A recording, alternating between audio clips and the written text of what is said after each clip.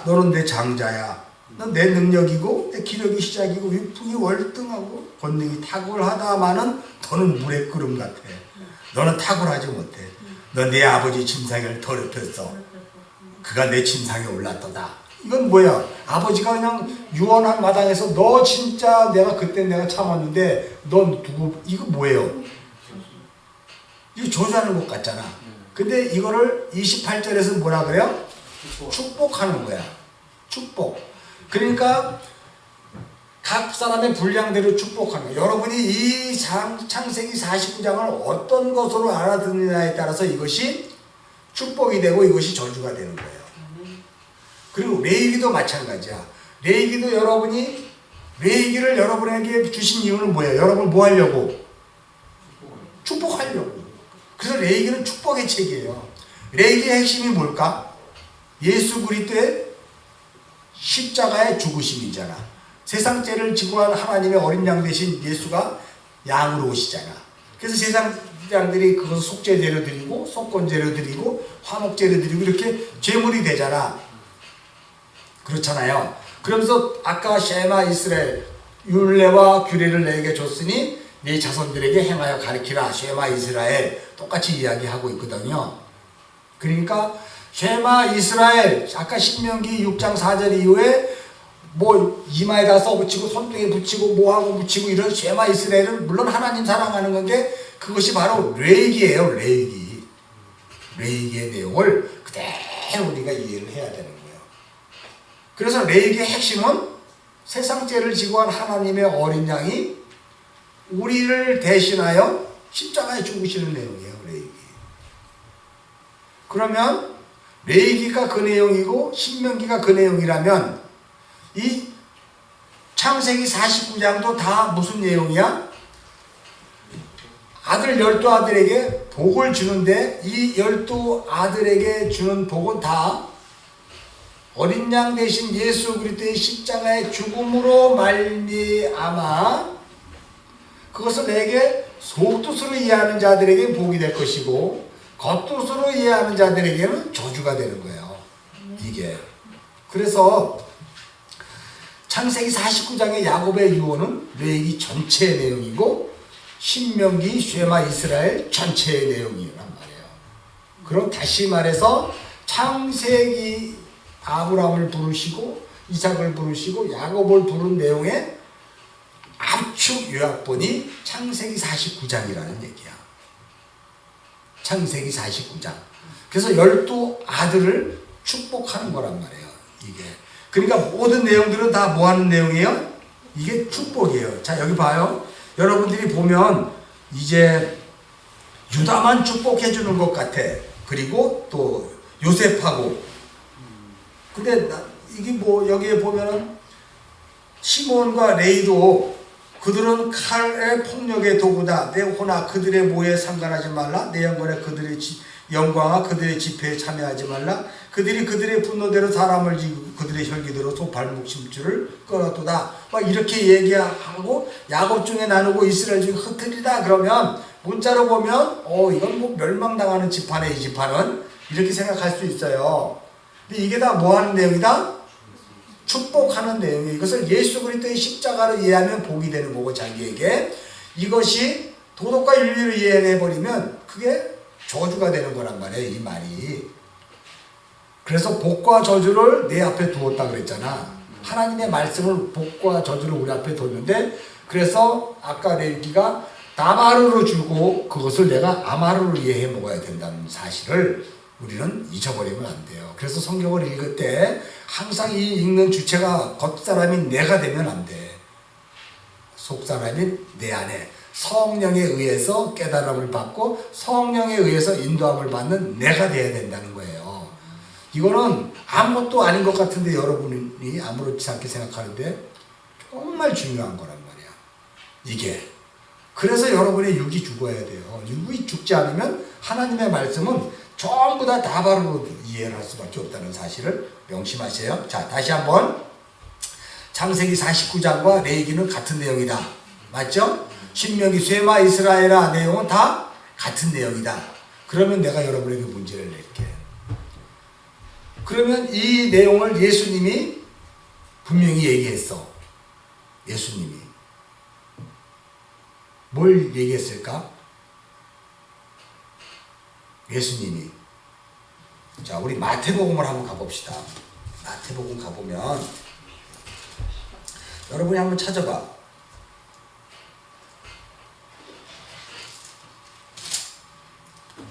마태복음 한번 여러분이 찾아봐. 내가 뭘 얘기하려고 그러는지 여러분 한번 생각해 봐봐요. 마태복음 22장에 있어. 응? 가장 큰 계명이야. 마태복음 22장 37절. 뜻을 다해 주 너의 하나님 사랑하라 했자. 이것이 크고 첫째 된 계명이 둘째도 같으니 네 이웃을 네 자신과 같이 사랑하라 했으니 이 두 계명이 온 율법과 선지의 강령이라 이렇게 이야기해요. 이게 바로 레위기의 내용이고 쉐마 이스라엘의 내용이고 이게 창세기 49장의 내용이야. 어떻게 창세기 49장이 이거가 될 수 있어요? 내 마음을 다하고 목숨을 다하고 뜻을 다해 주 너의 하나님을 사랑하라. 이것이 크고 되는 계명이고 둘째도 네 이웃과 네 자신을 사랑하라. 네 이웃을 네 자신과 같이 사랑하라. 그러니까 뭐 나를 사랑하는 거와 나도 사랑해야 된다 그러는데 나는 사랑받아야 될 존재가 아니야. 내 안에 있는 예수를 사랑하는 거예요. 여러분, 이 두 계명이 율법과 선지자의 강령으로서 가장 큰 계명이라 그러잖아. 그래, 12아들에게 지금 뭘 주고 있는 거예요? 가장 큰 계명을 주고 있는 거예요. 12아들에게. 하나님 사랑, 이웃 사랑이라고 우리는 그냥 표피로 하나님 사랑, 이웃 사랑이 그러는데 그 하나님 사랑, 이웃 사랑이 뭔지를 분명히 알아야 된다니까. 내가 묵상집에 계속 보낼 때 여러분들이 이제 깜짝깜짝 많이 놀라는 경우가 있어요. 우리가 지금은 할 건 아니지만 다음 시간에 할 건데 이 시몬과 레위의 얘기를 했잖아. 시몬과 레위의 신약의 인물은 누구야? 베드로와 가룟 유다거든. 베드로와 가룟 유다란 말이에요. 묵상 안 읽었어? 읽었잖아요. 베드로와 가룟. 자, 봐봐. 여러분이 베드로를 볼 때 베드로가 왜 3번을 부인했을까? 어떻든 잘 봐봐. 우리가 이제 복음을 알면 그 사람은 시몬이 아니고 베드로야. 그죠? 시몬은 모래 위에 지은 집이야. 그죠? 율법이잖아. 베드로는 반석 위에 지은 집이야. 근데 반석 위에 지은 집이 예수가 가져온 복음을 이야기할 때 부인하거든. 왜 부인했을까? 이거는 굉장히 깊은 내용이에요. 3번을 부인했잖아. 완전한 부인이에요. 물론 네가 그렇게 완전히 부인당해야 네가 구원받는 거야를 설명할 수 있지만 중요한 것은 그 겉에 말씀을 주시는 예수님, 율법 아래로 오셔서 십자가에 달려 죽으시잖아. 율법 아래로 오셔서 제자들에게 율법의 강령을 던져주시거든. 그럴 때 베드로는 시므온이라 그러면 그거를 쉐마 이스라엘인 줄 알고 열심히 따랐을 거야. 그럼 그런 자들은 사도들인 공회원이고 대제사장이고 장로들이고 바리새인들일 거란 말이야. 근데 제자들은 달라요. 베드로는 그 예수가 이 땅에 오셔서 십자가에 지기 전까지 주신 그 말씀들은 다 뭐냐면 구약의 말씀을 다시 해석해 주셨다고. 구약의 말씀을. 그래도 구약의 이스라엘은 그 말씀을 못 알아먹었어. 그래서 예수를 십자가에 달아 죽이잖아요. 조금 내 말하고 틀리네? 우리가 랍비들이 가르친 말하고는 다르네? 이렇게 했단 말이에요. 근데 베드로는 알아먹은 거예요, 그게. 물론 마태복음 16장에서 사탄아 물러가라 소리를 들었지만 그 후로부터 너는 베드로라 그랬잖아. 이제 그 마태복음 16장 이전에는 베드로가 아니고 말은 베드로였지만 본격적인 베드로가 아니었단 말이야. 쉐마 이스라엘, 하나님을 겉의 말을 속으로 알아듣는 베드로가 아니었단 말이에요. 이해해요? 마태복음 16장 베드로야 내가 네 반석 위에 교회를 세우리라 할 때 그 전에도 다 베드로라 기록했는데 그때는 그 베드로가 다바르의 말씀만 알아먹은 거예요. 근데 마태복음 16장을 넘어가면서 이제 그 베드로는 그 겉의 말을 통해 속의 말을 갈급해한 거야. 근데 예수님이 십자가에 죽으시기까지 계속 겉에 말로 얘기했거든. 그러니까 베드로가 그 말을 어떻게 했어요? 부인하는 거예요. 율법의 말을 부인하는 거예요. 그리고 3번을 부인하는 거예요. 그 겉에 말을, 예수가 가져온 겉에 말을.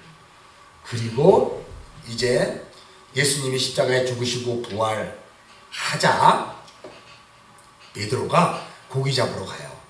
그러면서 디베랴 바닷가에서 부활하신 예수님을 만나. 그때 비로소 베드로에게 주님이 얘기하잖아. 네가 나를 사랑하느냐? 3번 물어봐. 베드로가 3번 부인한 것처럼 네가 나를 사랑하냐? 3번 물어봐요. 그게 왜 그럴까? 네가 3번 부인하기까지 그렇게 갈급했던 말씀, 그 말씀이 바로 나인 거 너 아니? 이렇게 얘기하는 거예요.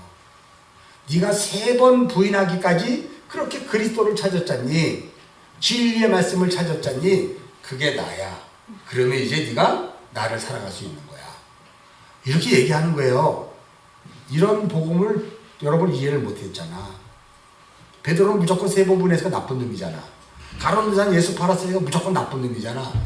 그렇게 생각하면 그건 다 그렇게 생각하는 이 한국 교회나 세상 교회는 다 복음을 다 겉에 말로 듣는 거죠. 그렇잖아. 나중에 보면 레이는 시몬과 함께 칼로 죽이잖아. 칼. 그래서 예수님이 그래요. 베드로한테 말고의 길을 칼로 잘라버리니까 칼을 든 자는 칼로 망한다 그래. 그래서 칼을 도로 집어넣으라 그래. 다 세겜성 얘기예요. 예수 죽는 얘기예요. 십자가에 죽는 얘기를 하는 거예요. 나중에 이제 이 다음 시간에 할 거, 오늘은 4절까지만 할 거니까.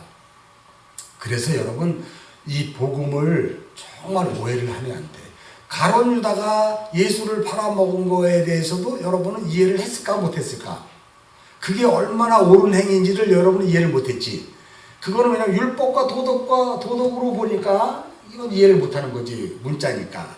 근데 그 속뜻으로 보면 가룟 유다가 예수를 팔지 않으면 예수가 십자가에 안 죽어.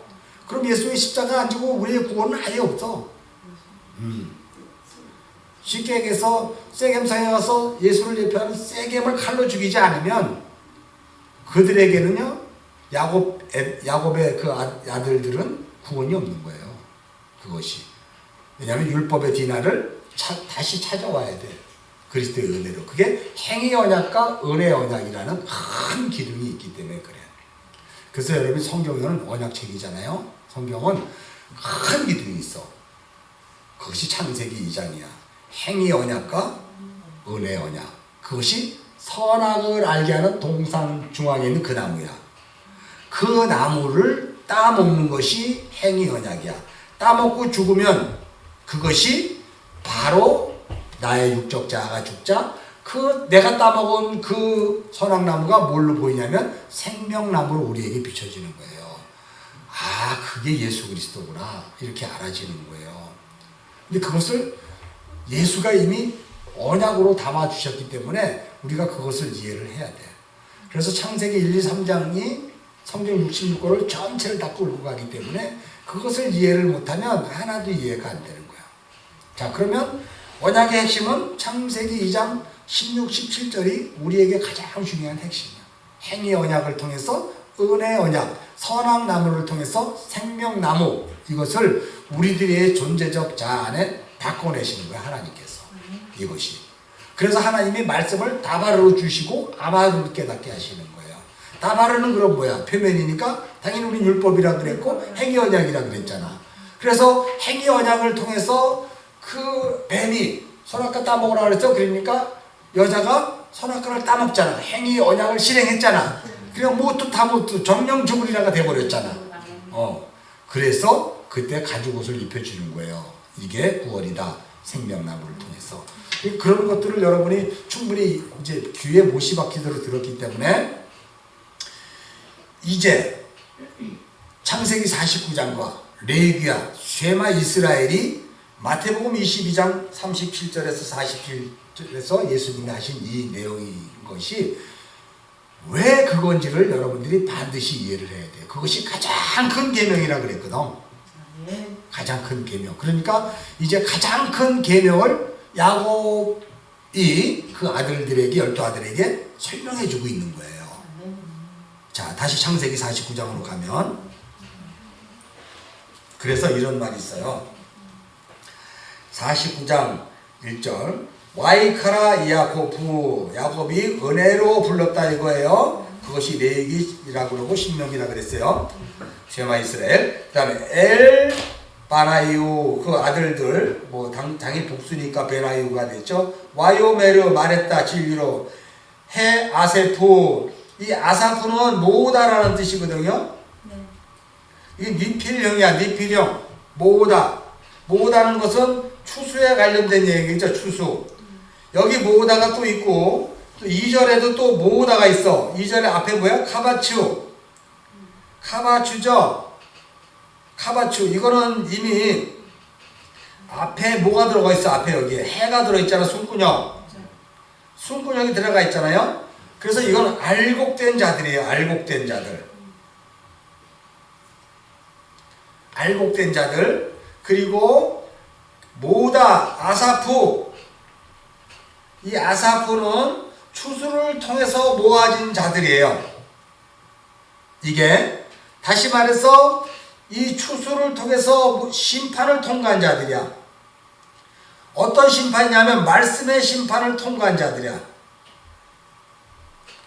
그래서 여러분, 우리가 이 말씀의 심판을 통과해야 이 성경 말씀이 올바르게 이해가 되는 거예요. 이게 그렇잖아. 말씀이 이해가 안 된다 그러잖아요, 여러분이. 그건 뭐냐면 말씀이 여러분을 죽여요. 여러분의 육적 생각을 죽인단 말이야. 그래야 비로소 여러분들이 누가 되냐면 모아지는 자. 말씀이 여러분을 죽일 때 그거를 전도한다 그러거든. 그걸 추수한다 그러고 얘기하거든. 그럴 때 여기서 아사프라 그래요. 자, 마태복음 3장 12절.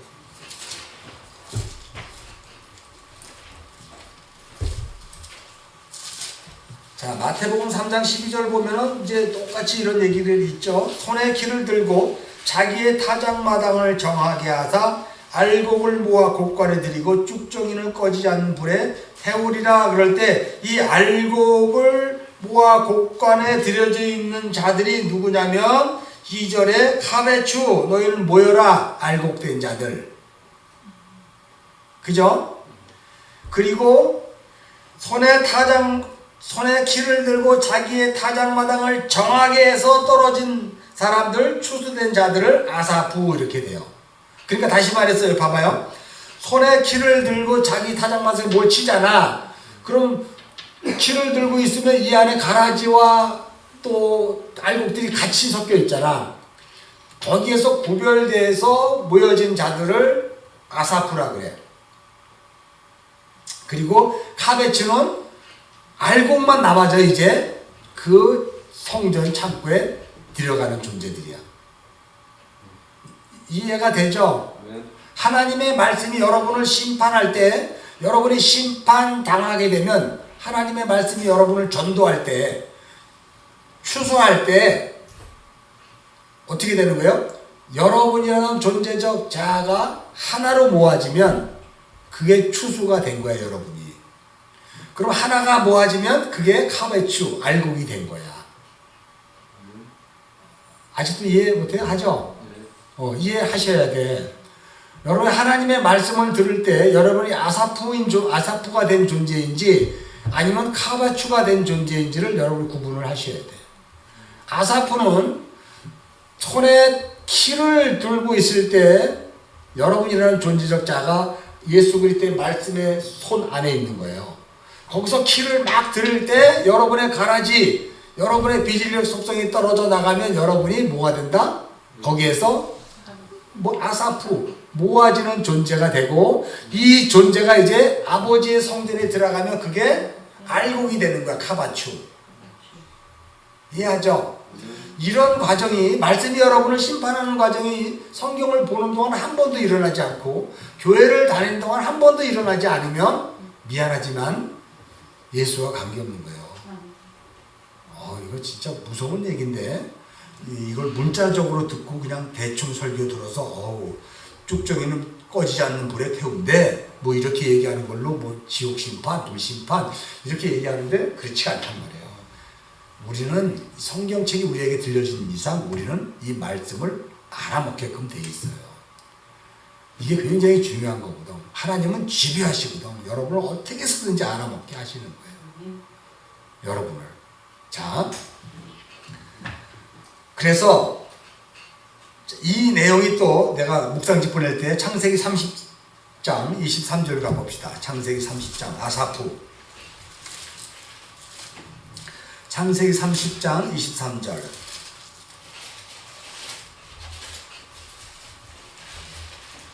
자, 보면 그가 임신하여 아들을 낳고 이르되 하나님이 내 부끄러움을 씻으셨다 하고 그 이름을 요셉이라 하니, 할 때 부끄러움을 씻어진 것이 아사프야. 그러니까 잘 봐봐요. 손에 타장 키를 들고 나라는 존재적 자아가 가라지와 알곡과 같이 있으면 이 상태가 어떤 존재야? 이 율법적 자아의 존재인데 이게 부끄러운 상태잖아. 근데 키를 들고 곤란해버리면 어떻게 돼요? 아사프 된 거야, 그게. 이해하죠? 네. 자, 그래서 봐봐요. 내 부끄러움을 씻으신 거야. 왜? 자녀가 없는 상태에서 요셉이라는 자녀가 나와버렸잖아. 요셉은 뭐야? 알곡이지. 그렇잖아. 그러니까 라헬은 자기의 육체적 자아의 그 어떤 모습 속으로 살았기 때문에 알곡을 잉태할 수 없는 존재야. 근데 하나님이 손에 키 타작마당을 들고 레아에게는 아들들을 막 주는데 여기 아들들을 주지 않았을 때 라헬의 가라지가 손에 타작마당에 들으면서 계속해서 어떻게 되는 거예요? 떨어져 나가는 거지. 이걸 그림으로 보란 말이야. 그러자 뭐만 땅나락 남았어? 알곡이 누구야? 요셉만 남은 거야. 이게 마태복음 3장 12절 얘기예요. 그렇잖아. 그러니까 레아는 쑥쑥 아들을 낳고 있을 때 라헬은 뭐 하고 있었냐면 하나님의 말씀의 손날 위에 있었던 거야. 키 위에. 그리고 계속 자기의 육이 떨어져 나간 거야. 그죠? 타작마당에서 키질을 당하니까 요셉만 남은 거야. 알고. 요거 이해하셔? 그래서 이게 아사프라는 단어야, 이게. 자, 그래서 수치가 물러갔다 그러잖아요. 그래서 여러분 이사야서 54장 4절로 가봅시다. 이런 거를 성경에서 여러분이 이해를 하셔야 돼. 그 비유의 말씀들을.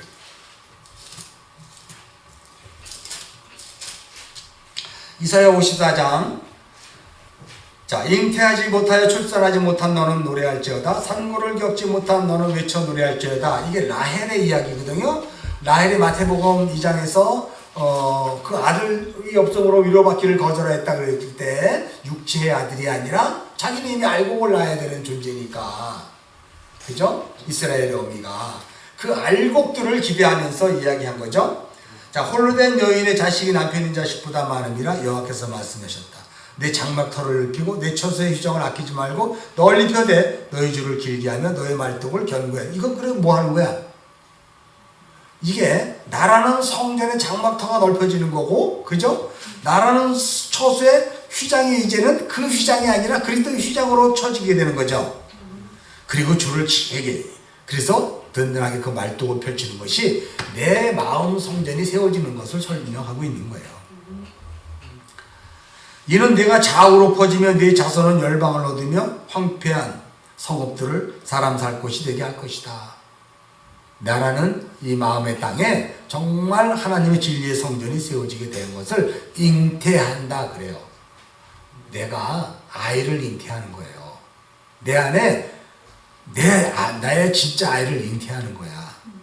여러분이 아이로 나왔을 때는 예수 그리스도 안에서 나왔잖아. 그건 죄야란 말이야. 근데 이제 예수를 알게 되면서 내가 내 안에 내 자식을 낳는다니까. 그게 나라니까. 그 나가 나와야 돼요. 그게 지금 바로 이 이야기를 하는 거야. 그 자식. 라헬 잉태하지 못한 자야 출산하지 못한 자야 노래할지다. 왜? 이제 그 아들이 나오니까. 그러니까 출산 잉태는 우리가 자꾸 그냥 육체적으로 우리 뭐 손주 낳듯이 뭐 우리 며느리가 애 낳듯이 이런 얘기를 하지 말고 그건 다 모형이야. 그것은 우리 안에 영적 자손의 잉태와 출산을 이야기하고 있는 거예요. 모든 것이 그건 다르고 이건 진짜가 아니라 그건 이걸 설명하고 있는 거야. 보여주는 땅의 모든 첫째 아들의 것은 다 어떤 것을 설명하고 있냐면 보이지 않는 둘째 아들의 것을 설명하고 있는 거야. 보이는 첫째 아들 것을 다 다바르라 그랬잖아. 그러면 그 다바를 통해서 뭘 보라고? 아마르를 안다는 아마르는 보이지 않는 둘째 아들의 것을 내가 알아먹는 존재가 되는 거야. 그래서 내 안에 성전이 있어야 난 그 아들이 그걸 알아먹는 거지. 그렇잖아요. 그래서 이스라엘의 어미 라헬이 그 아들 달라고 그렇게 통곡한 거예요. 육체의 아들 말고. 야곱에게 하나님에게 왜 나는 자식 안 줘요? 그런데 하나님이 그것을 통해서 퀴즈라고 썼잖아. 그리고 요셉 알고 하나 달랑 나오잖아. 그리고 베냐민으로 이제 마치잖아요. 자, 4절. 두려워하지 말라. 내가 수치를 당하지 아니하리라. 놀라지 말라. 내가 부끄러움을 보지 아니하리라. 내가 젊었을 때 수치를 잃겠고 과부의 때의 치욕을 다시는 기억하지 없으리니. 그럼 여러분 전부 다 이거 이해했죠? 두려워하지 말고 수치를 당하지 아니하고 놀라지 마는 것은 뭐야? 부끄러움을 보지 않는 거죠. 그러니까 내 안에 영적 자식이 없는 것이 부끄러운 상태잖아. 내 안에 영적 자식이 없는 것이. 내 안에 영적 자식이 있으면 과거의 수치를 잊어버린 거예요. 자, 네가 젊었을 때의 수치, 그렇죠? 그리고 과부의 때, 이건 이제 젊었을 때와 과부가 뭔지는 알죠? 난 남편 없는 자가 과부잖아. 씨가 없는데 뭐, 그죠? 그 젊었을 때는 자기의 혈기로 살았잖아. 자기가 그게 진짜인 줄 알고 그렇게 살았잖아. 자, 5절. 이는 너를 지으신 이가 내 남편이다. 씨 가진 남편 자칼이잖아. 그 이름은 만군의 여호와, 그죠? 내 구속자 이스라엘의 거룩한 이시라. 그는 온 땅의 하나님이라 일컬음을 받으실 것이다. 이렇게 했을 때 그는 이스라엘의 거룩하신 분이다. 그럴 때 그분은 자기의 타작마당에서 나라는 존재를 놓고 키질하고 계시는 분이야. 뭐 하시려고? 거룩하게 하려고. 거룩이 뭐냐면 나의 가라지적 율법적 속성이 떨어져 나가 알곡이 되게 되는 게 구별하다, 거룩이다, 이런 뜻이에요. 그죠? 좀 거룩해봐요 라고 할 때 거룩은 내가 알곡이 되는 거예요. 바로 더러운 율법적 속성이라든가 그런 세상 생각을 하는 거라든가 육체의 탐심이라든가 이런 것들이 떨어져 나가는 상태가 거룩이에요. 그게 구별이라는 뜻이야. 근데 그 구별은 내가 할 수 있는 게 아니라 성령님이 말씀으로 나를 계속 심판해서 갈라낸다니까. 그러죠? 그게 내가 지금 어떤 상태에 있냐면 그리스도의 말씀의 손 위에 키 위에 올려서 타작마당에서 키질당하고 있는 거야 지금. 그게 우리의 신앙생활이라니까. 그래서 우리가 말씀 그러는 게 그 말씀이 나를 지금 어떻게 돼요? 구별해내는 거야. 가짜의 나를 자꾸 골라내요. 진짜의 나를 자꾸 드러나게 하는 거야. 그때 내가 아이를 낳는 거예요. 진짜 그 육체의 나랑 똑같은 그 애가 아니고 하나님의 아들을 낳는 거야 내가.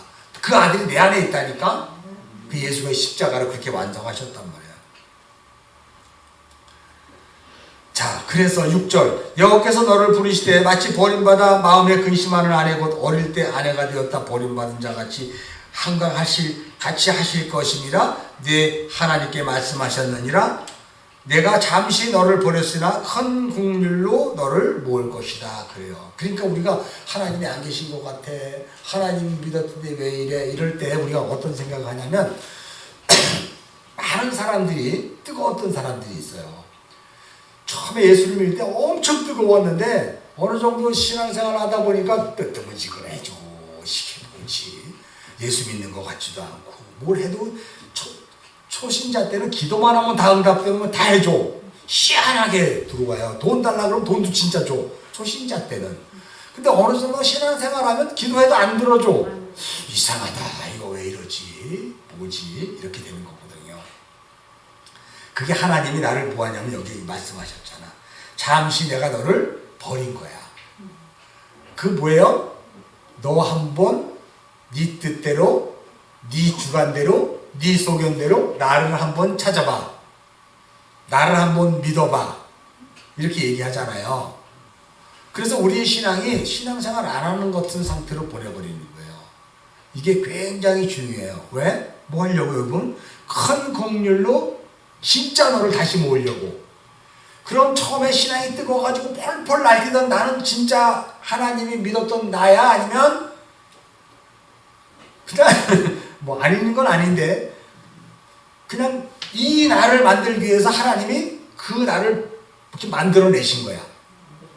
그러니까 이 나가 끝까지 글로 가는 게 아니야. 이 나는 어느 순간인가 어떻게 돼요?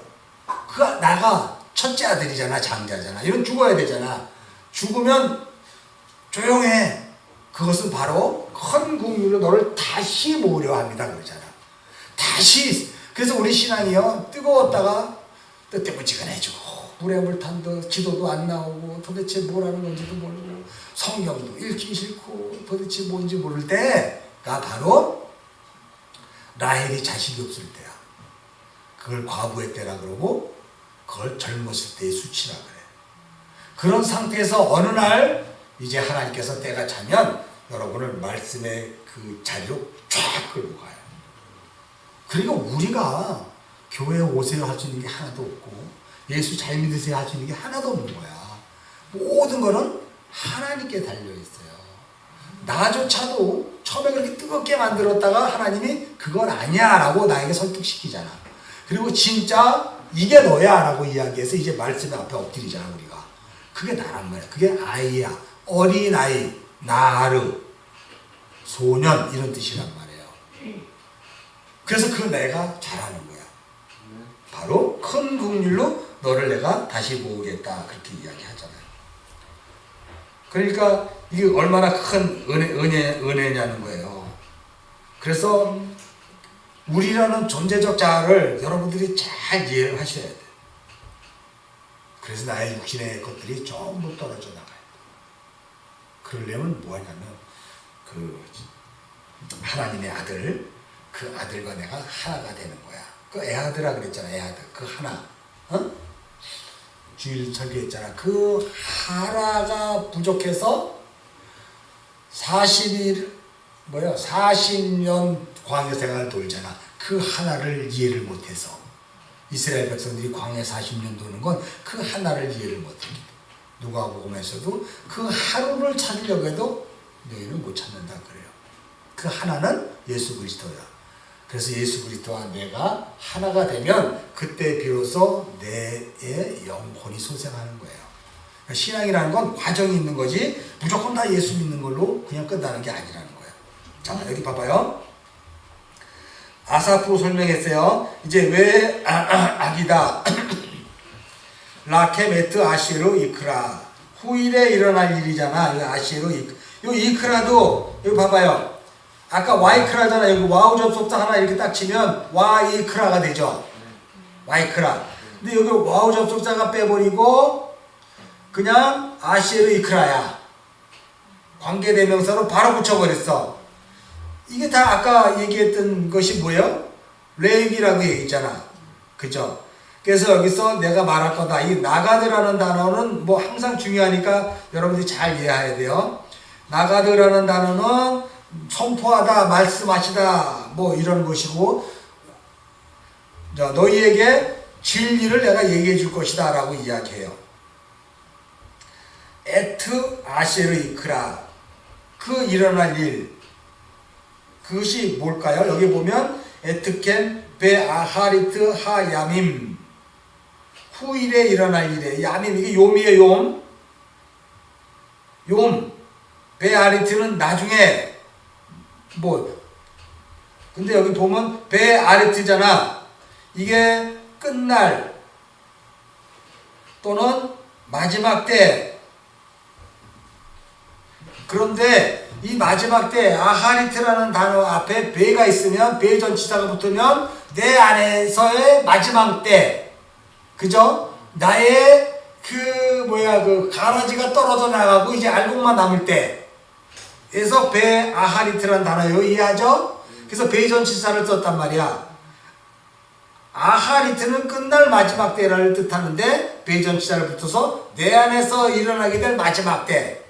그러면 그게 아사프에서 이제 떨어져 나가면 카차부, 이 추수가 하게 되는 거예요. 카베추. 자, 그래서 끝날 용을 봐봐요. 용은 날이잖아. 날. 용 날. 용이잖아 요게.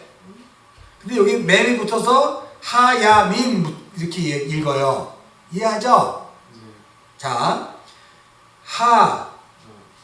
하는 뭐야? 뭐 다 알잖아. 하얀. 이게 호흡이고 숨근역이잖아. 자, 이게 요미란 말이야. 요을 보면 하나님의 손이 말씀을 양쪽에 이렇게 붙들고 있지. 하나님의 손이. 요거 봐요. 칠판 봐. 이게 요미잖아. 용. 하나님의 손이 말씀 안에 이렇게 있잖아. 요게 뭐냐면 봐봐요. 이렇게 법궤가 있어. 그럼 천사가 2개가 있어. 법궤는 뭐야? 말씀이지. 하나님의 말씀. 안 보여요? 말씀이잖아. 법궤. 여기에 뭐가 있어? 십계명이 들어있지. 그리고 아론의 쌍난 지팡이가 있고 만나 항아리가 있잖아. 이거 다 말씀을 얘기하는 거예요. 거기에 하나님의 손이 2개가 있어. 이게 천사지. 그러면 이 용은 이걸 뭘 얘기하는 거야? 이거를 뭐라 그래? 이거를 쉬운 자라잖아. 쉬운 자. 이게 하나님의 은혜의 자리란 말이야. 그러니까 여기에 보면 이 용을 이렇게 쓸 때는 항상 하나님이 은혜를 베풀어 주는 나를 얘기해. 자, 봐봐요. 다시.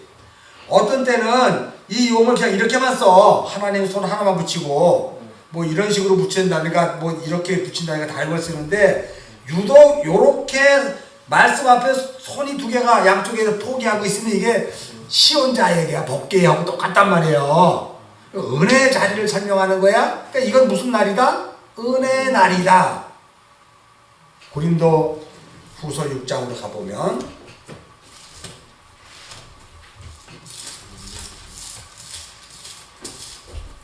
고린도후서 6장 2절 이르시되 내가 은혜를 베풀 때 너에게 듣고 구원의 날에 너를 도왔다 하셨으니 보라 지금은 은혜 받을 만한 때요 보라 지금은 구원의 날이다. 날, 때 이게 다 요미잖아.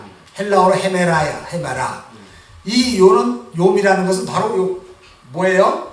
그러면 이제 구원의 날, 잘 봐요. 은혜 베풀 때 내가 듣고 구원의 날에 너를 도왔다. 지금 은혜 받을 만할 때 구원의 날이다 하면 지금 나라는 이 성전이 어떻게 되는 거야? 하나님의 손에 의해서 진리로 완성될 때가 됐다는 얘기지. 이해가 가요?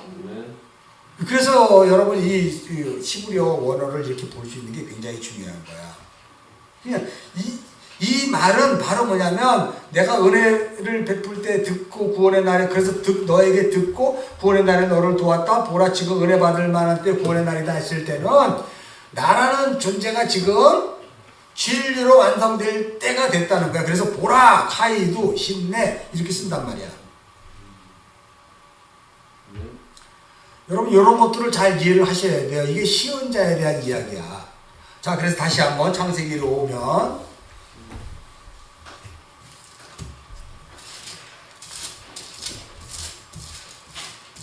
그러니까 이게 욤이라는 나라를 원래는 저녁이 되고 아침이 되니 라고 했을 때 욤은 주로 요한복음으로 이야기하면 정오, 한낮 이렇게 얘기해요. 저녁부터 밤중 사이에 빛이 가장 밝을 때를 욤이라고 얘기를 해.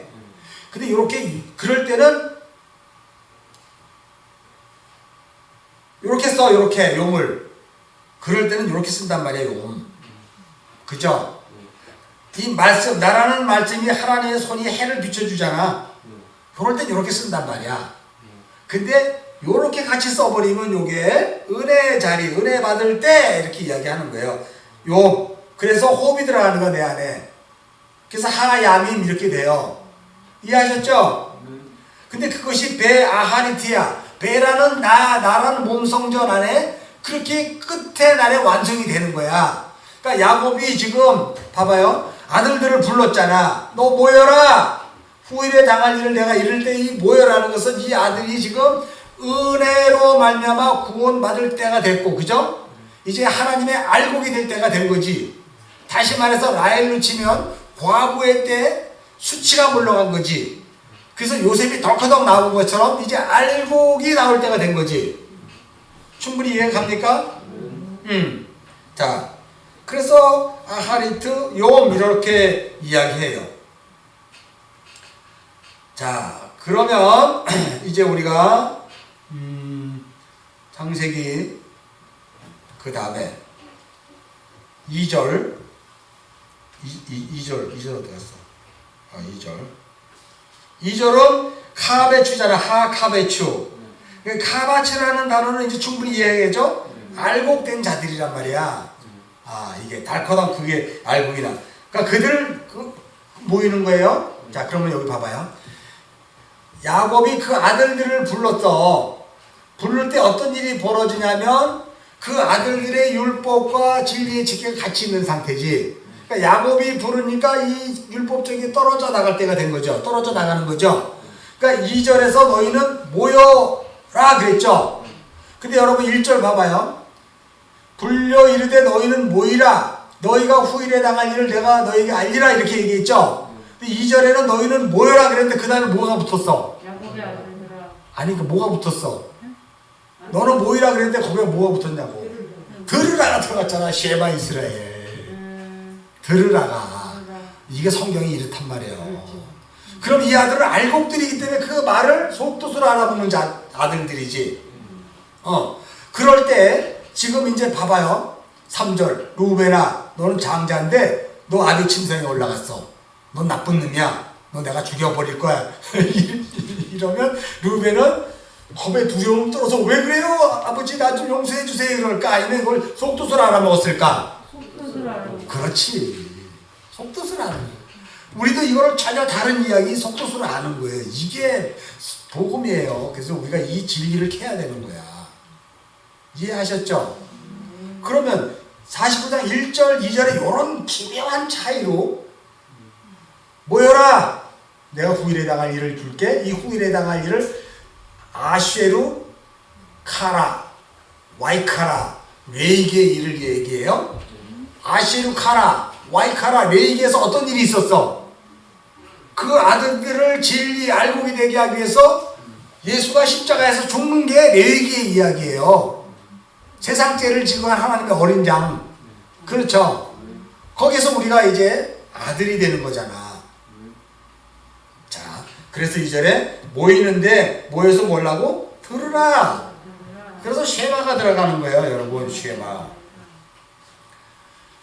그러니까 이걸 원어로 보지 않고 그냥 여러분이 여태까지 창세기 1장에서 지금까지 왔을 때 49장 1, 2절만 딱 보고 이게 이런 차이가 있었다는 것을 여러분이 이해하면 감사고 그렇잖아. 이제 알았잖아. 말씀들을 서투로 봐서는 하나도 안 되는 거구나. 이게 정말로 중요한 거구나를 여러분이 이제 알았죠. 근데 이것들을 그냥 대충 문자적으로 읽어버리면 그게 그거고 저게 저거야. 그러니까 그 다음에 루벤이에게 축복하는 내용을 다 저주로 알아듣고 그냥 거기에서 각색을 해서 설교를 해버린다니까. 그럼 거기에서 여러분이 은혜를 도출해내는 거예요.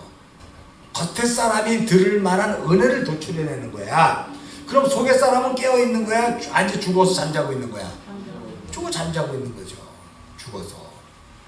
교회는 겉에 사람을 죽이고 이 속의 사람을 끄집어내서 속의 사람들이 깨어 아까 장막터를 넓히고 말뚝을 단단히 받고 휘장을 확 넓히는 역할을 해주는 거죠. 교회는. 그게 말씀이란 말이야.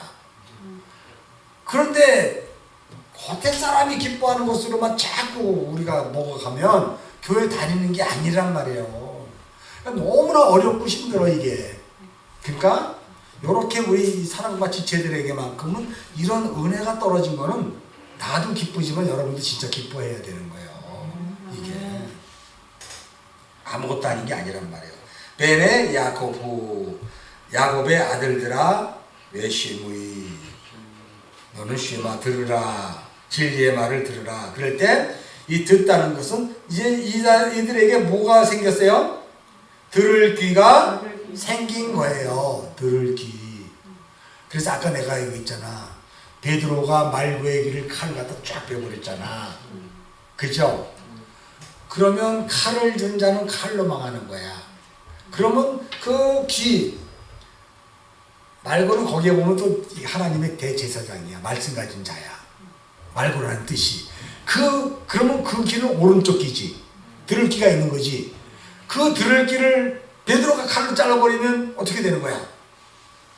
그 말 뜻을 전혀 이해를 못하는 거지. 그러니까 하나님이 귀를 다시 붙여주는 거야. 그러니까 베드로가 그 뜻을 이해를 하게 되는 거야. 자꾸 이해가 하게 되는 거야. 진리의 말. 그래서 세 번 부인하는 과정까지 가요. 그러니까 마태복음서에서 예수님이 베드로의 이야기나 가룟유다의 이야기는 다 복음을 설명하고 있는 거지. 문자적으로 봤을 때 베드로는 뭐 주책 많고 뭐 성격이 급해가지고 그냥 이렇게 얘기하면 안 되는 거예요, 여러분. 그가 진리의 말씀을 듣지 못해서 그 말씀 아니고 진짜 말씀 주세요. 그리고 예수님 앞에서 계속 그걸 예수님 앞에 아니야. 그가 세 번 부인했을 때는 사내들이 공회 율법의 대제사장 앞에서 부인한 거잖아. 예수님 앞에서 부인한 게 아니잖아. 그러니까 예수를 세 번 부인한 것은 사내들이 공회가 알고 있는 그 예수 그거 아니야 라고 하는 거죠. 그분은 그리스도야 라는 것을 얘기해 주는 거잖아요.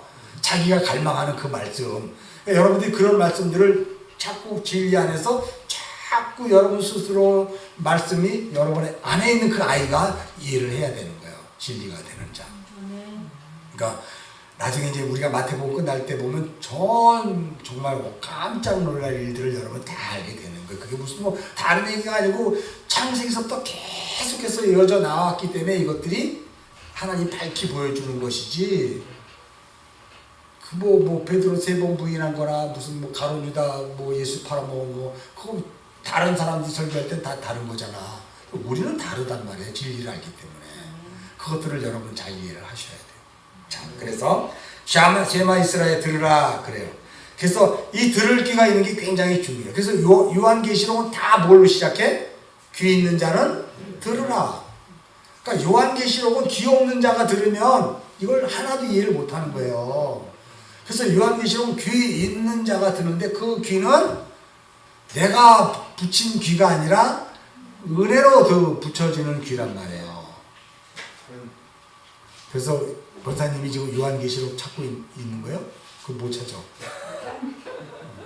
그래서 계시록에 보면 7개 교회가 있잖아. 7개 교회는 안식을 누리는 교회잖아. 나를 얘기하는 거예요. 근데 그 교회는 어떤 교회다? 들을 귀 있는 교회들이야. 요한계시록 2장을 한번 가봐. 한번 잠깐 갔다 옵시다. 살짝 마음만 보고 오게. 요한계시록 2장 첫 번째 에베소 교회에게 보내는 말씀. 그래서 막 주님이 2장 1절에서 에베소 교회 사자에게 편지하라. 오른손에 있는 7뼈를 붙잡고 7금초 때 사이를 거두시는 이가 이르시되, 이분은 예수 그리스도잖아.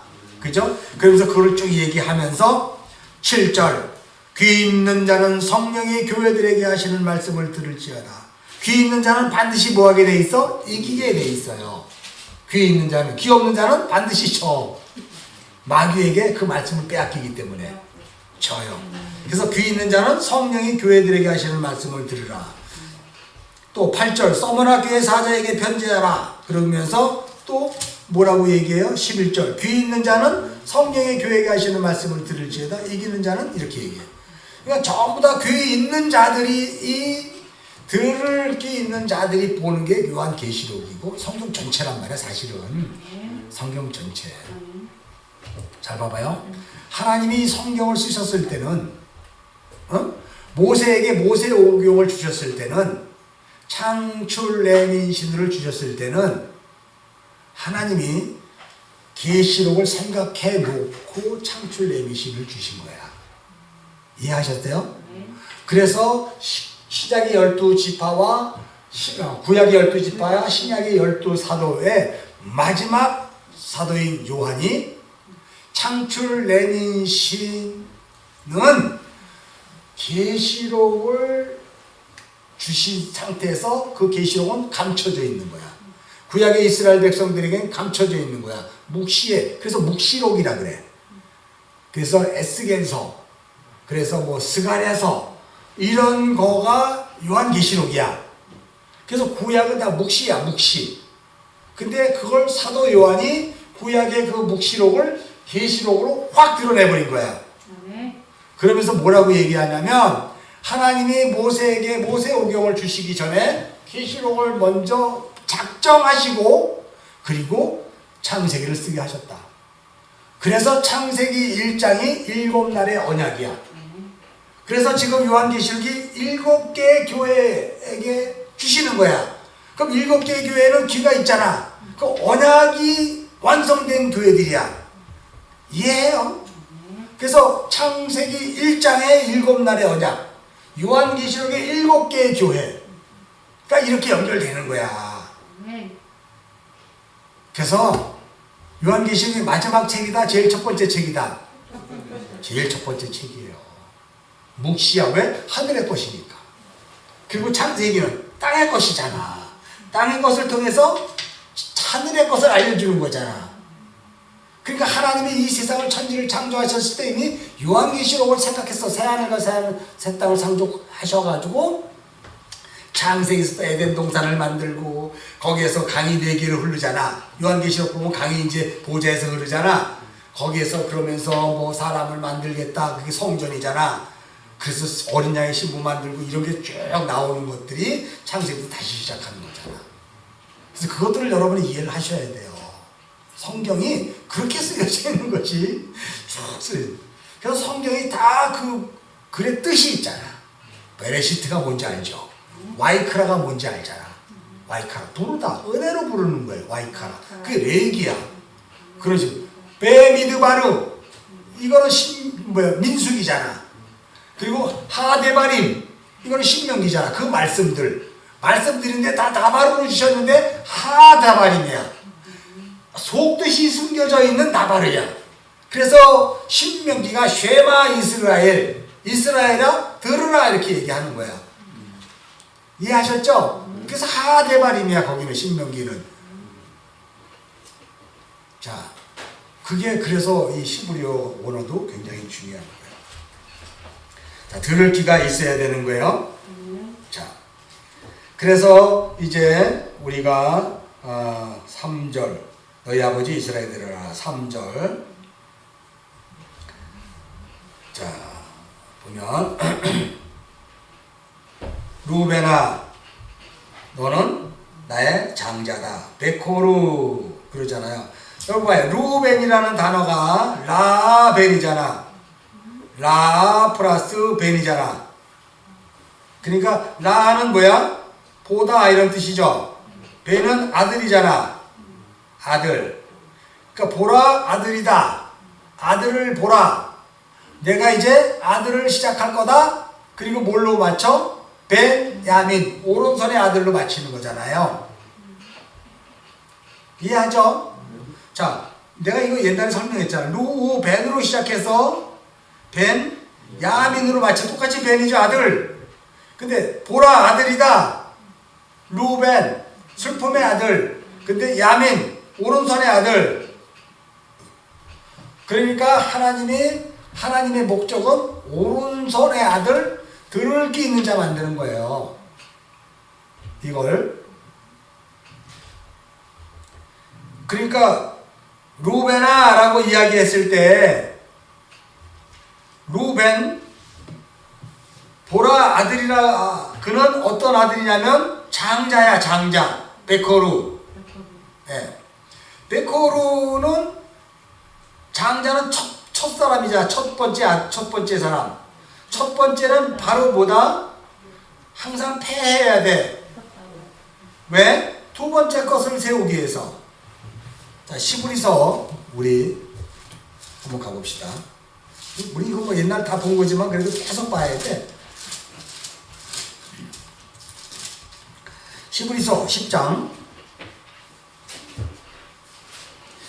9절. 그 후에 말씀하시기를 보시옵소서 내가 하나님의 뜻을 행하러 왔나이다 하셨으니 바로 첫째 것을 펴하시면 둘째 것으로 세우려 하십니다. 히브리서 10장 9절 읽었죠? 이 뜻을 따라 예수 그리스도의 몸을 어떻게 했다? 단번에 죽음대 내보냈잖아. 그래서 이 예수를 뭐라 그래요? 첫사람이라 그러고 고린도전서에서는 로마서에서도 그렇고 장자라 그러잖아. 베코루 죽어야 될 장자. 자, 다시 창세기로 오면 그래서 항상 여러분 하나님이 이 땅에서 사람을 만드실 때는 먼저 태어난 사람은 반드시 죽어야 돼요. 그리고 내 안에 찾아가 어린아이가 내가 잉태를 해. 그리스도의 말씀으로 잉태하는 거야. 그래서 그 아이가 두 번째 존재가 되는 거예요. 나라는 존재가. 그래서 내가 죽어야 되는 것은 바로 나의 겉사람이 죽어야 되는 거잖아. 그래야 내가 속사람이 되는 거야. 그럼 내가 겉사람이 죽으려면 어떻게 돼야 돼요? 그리스도의 말씀이 나를 심판으로 들어올 때 내가 어떻게 돼요? 그리스도의 말씀의 키질 위에 놓여있는 상태야. 그럴 때 여러분이 그걸 기도해야 되는 거야. 그 말씀이 나의 육을 부수게 해달라고. 나의 이 생각, 눈에 보이는 것을 전부 올인하면서 그것 때문에 속상해하고 그것 때문에 기분 나빠하는 이 모질고 이 끈끈한 이 죄의 이 속성들을 끊게 해달라고 기도해야 되는 거잖아. 우리의 기도는 그거밖에 없어. 근데 여러분이 새벽기도 나가서 무슨 기도해? 아들 잘 되게 해주고 우리 교회 성도들 전도 많이 하게 해주고 뭐 누가 아프다 그러니까 암 치료하게 해주고 다 그거 기도잖아. 그거는 거기서 안 해도 돼. 약천사 가면 돼. 굳이 뭐 거기까지 가. 약천사 가면 약사열애상이라고 있어. 물병에 호리병 하나 들고 그거에서 기도하면 그 불상이 어느 날 갑자기 보여준대. 그럼 그거 자기가 받고 그거 마시면 영생 불사한대. 약사열애상 가면 있어. 약천사 가면 있어. 서귀포에 그 물 받아 먹어. 그냥 계속 기도해. 그러면 진짜 어느 날 물이 뚝 떨어져 받아갖고 막 살았다 그래. 그런 사람도 있단 말이야. 그러니까 여러분 그게 아니에요. 우리가 말씀을 먹어야 되는 거야. 자, 그러니까 모태에서 입고 나온 나는 다 무조건 죽어야 돼. 나는. 근데 그걸 모르고 아휴 뭐 살 만큼 살았는데 난 이제 뭐 죽어도 돼.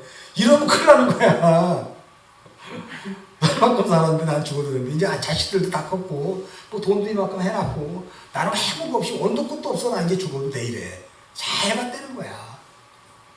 얼마나 불쌍해.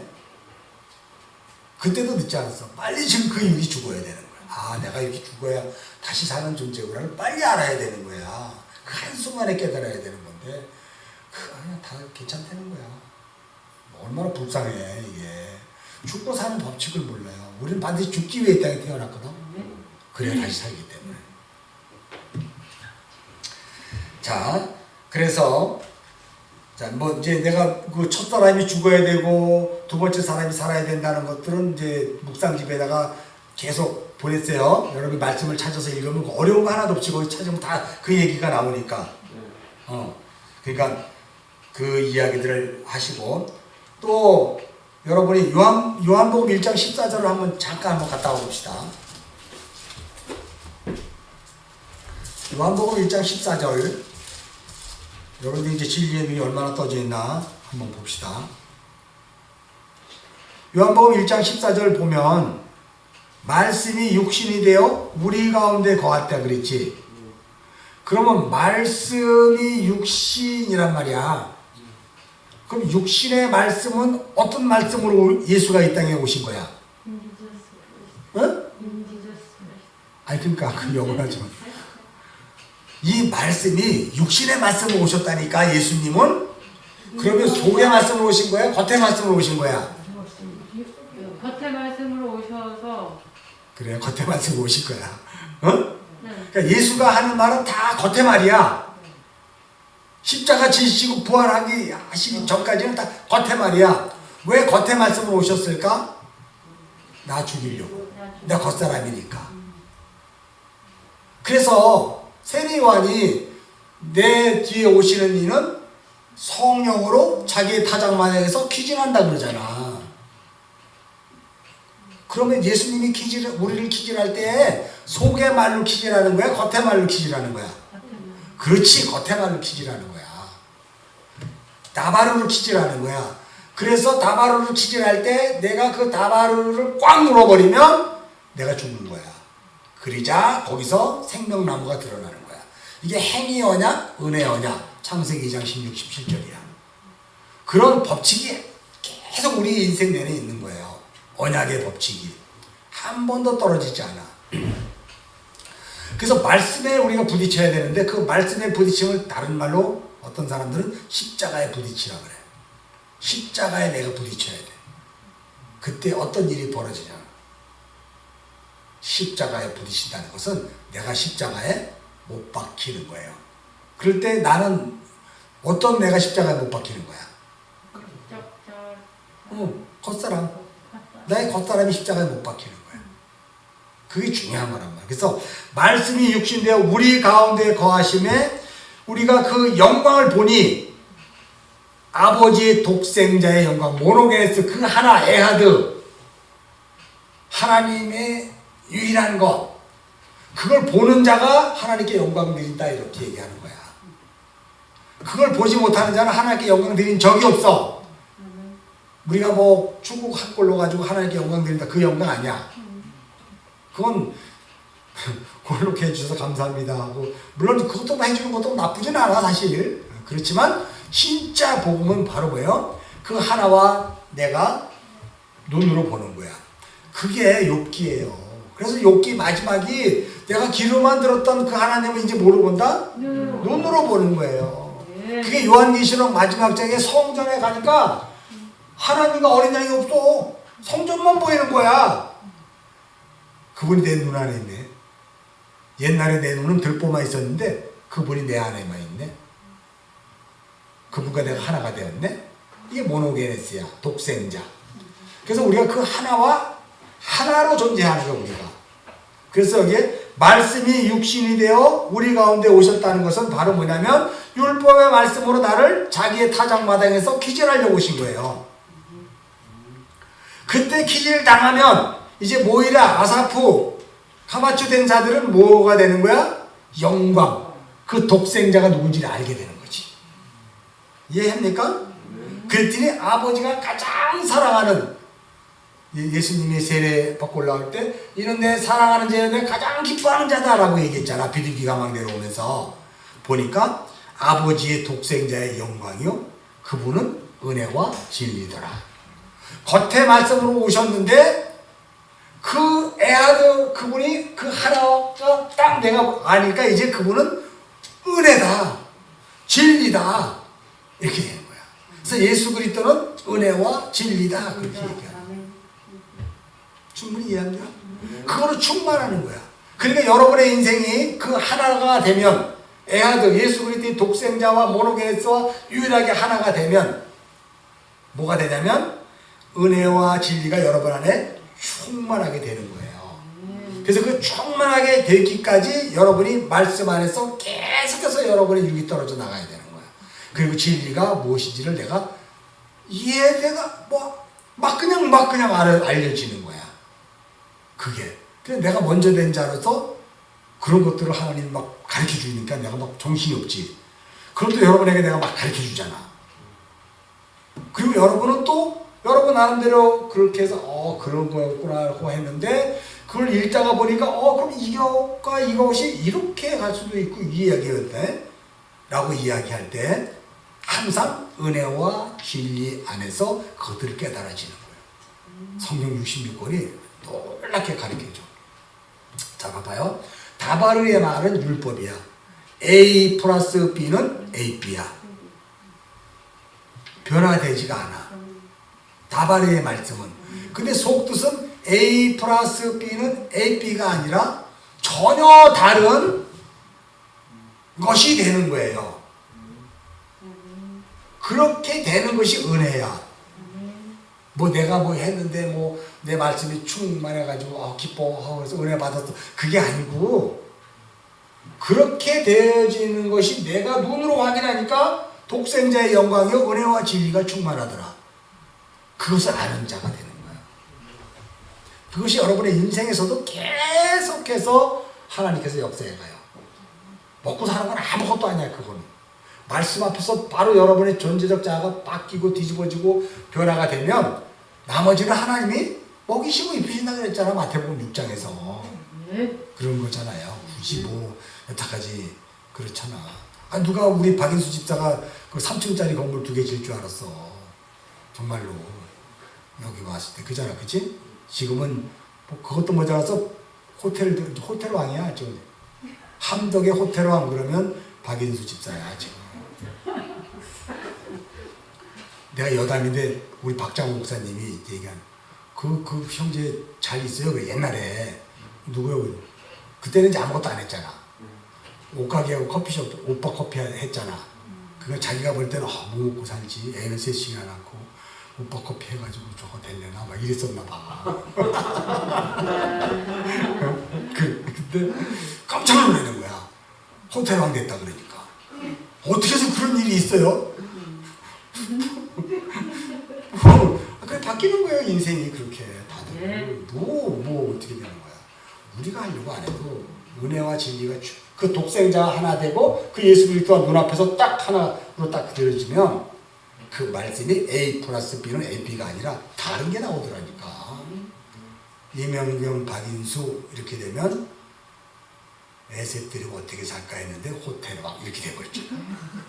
다른 모르는데 우리 설동배 이제 피택 장모님이 되죠. 봐봐요 지금 직원을 5명이나 써. 월급 250만 원 주시는데 아니 농장하면서 직원 5명 쓰면 되겠어요? 월급 1,000만 원 한 달에 나가는데 뭘로 할 거야? 뭘로? 그러니까 세상 사람들이 이해를 못 하잖아. 다 가. 그 간다니까요. 그건 하나님 하시죠. 진리 안에만 들어오면 나머지 그냥 챙기는 거예요. 자, 다시 창세기 49장으로 갑시다. 자, 그래서 이제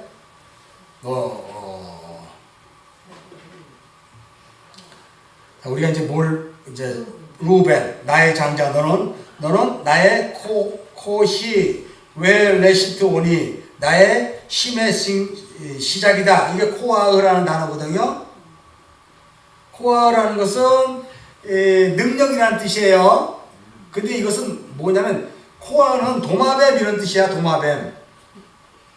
땅 위로 기는 짐승. 그걸 바로 뭐냐 뱀이라 그러잖아. 그죠? 이 뱀은 하나님의 지혜야. 진리를 깨닫게 해주는 하나님의 지혜. 그러니까 아버지 야곱이 루벤에게 너는 내 장자요. 너는 내 능력이면서 나의 힘의 시작이라 그랬잖아. 그것이 바로 뭐냐면 아니 어떻게 해서 네가 나의 능력이고 내 힘의 시작이 되냐 라고 할 때 이 코아흐라는 단어가 하나님의 지혜였기 때문에 그래. 그것이 레시트 시작이잖아. 베레시트 여기 있잖아. 베레시트 나오잖아. 여기 베자만 붙이면 베레시트잖아. 그쵸? 레시트 시작이잖아. 베자 아들의 집에서 시작하는 거란 말이에요. 이해해요? 왜 여기 레시트가 나왔을까? 내 시의 시작이다. 이게 베레시트잖아. 이거 와우 접속 빼버리고 베이트 들어가면 베레시트잖아. 이건 뭐예요? 아들 만드는 거 아니야? 아니 아들. 성전 만드는 거 아니에요?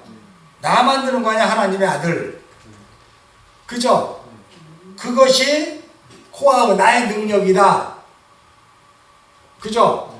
그것이 뭐냐면 루벤이 아버지 침상머리에 올라가는 것이 하나님의 지혜이고 그것으로부터 아들이 시작된다 이런 뜻이야. 여기에서 이해죠? 그래서 4절에서 내가 아버지의 침상에 올라가 더럽혔음이로다 그가 내 침상에 올랐도다. 그러니까 루벤이 아버지의 침상에 올라가서 이걸 더럽히는 것이 바로 뭐냐면 하나님의 능력이야. 이거 창세기 3장으로 하면 뱀이 그 여자에게 말해서 선악과 따먹으라 그랬어? 아니 따먹겠는데 뭐 이랬죠. 따먹어도 돼? 안 죽어? 그랬더니 여자가 따먹었어. 그거와 똑같은 얘기예요.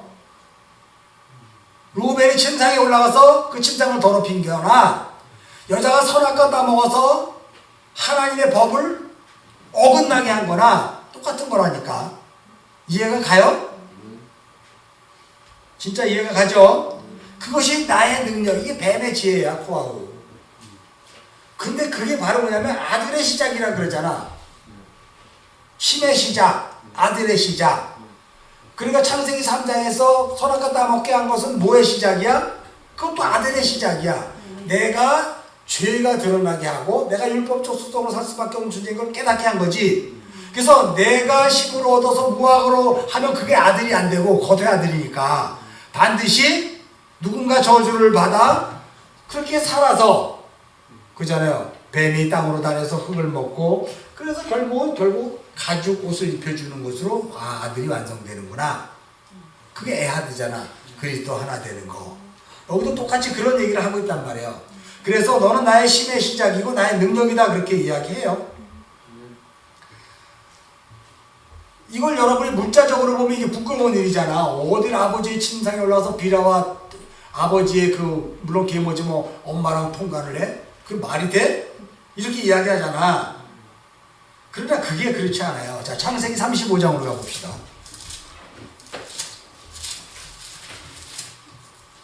그게 그런 얘기가 있는 게 아니야. 롯이 2딸과 동굴에 들어가서 밤에 술 먹고 그래갖고 아들을 낳은 게 그런 얘기를 한 게 아니란 말이야. 복음이야, 복음 다. 이해하죠? 자, 35장.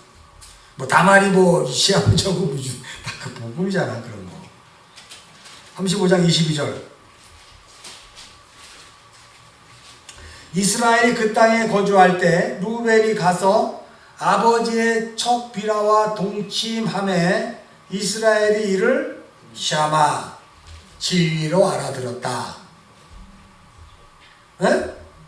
진리로 알아. 그래서 앞에 야곱이 이를 들었다 그러면 못 들은 거야. 율법을 알아들은 거야. 그래갖고 이님이 어딜 갔다가 이렇게 할 텐데 이스라엘이 샤마. 그래서 이스라엘이야. 이해하죠? 성경은 단어 하나하나 야곱과 이스라엘을 정확히 구별해 쓴다니까? 그럼 여기서 이스라엘이 그 땅에 거주할 때 루벤이 가서 아버지의 첫 빌하와 동침함에, 빌하는요 고통스럽다, 고난 이런 뜻을 갖고 있잖아. 율법 아래에서 고통스러움을 당해야 되는 존재란 말이에요. 왜? 육체 장자와 하나가 돼야 되니까. 육체의 장자와 하나가 돼야 되니까 고통스럽고, 그것을 뭐라 그러냐면 고난이라 그래. 그 육체의 장자, 말씀이 육신대 우리 가운데 온 자와 하나가 돼야 돼. 그래야 내가 어떻게 되는 거예요? 부서지는 거죠.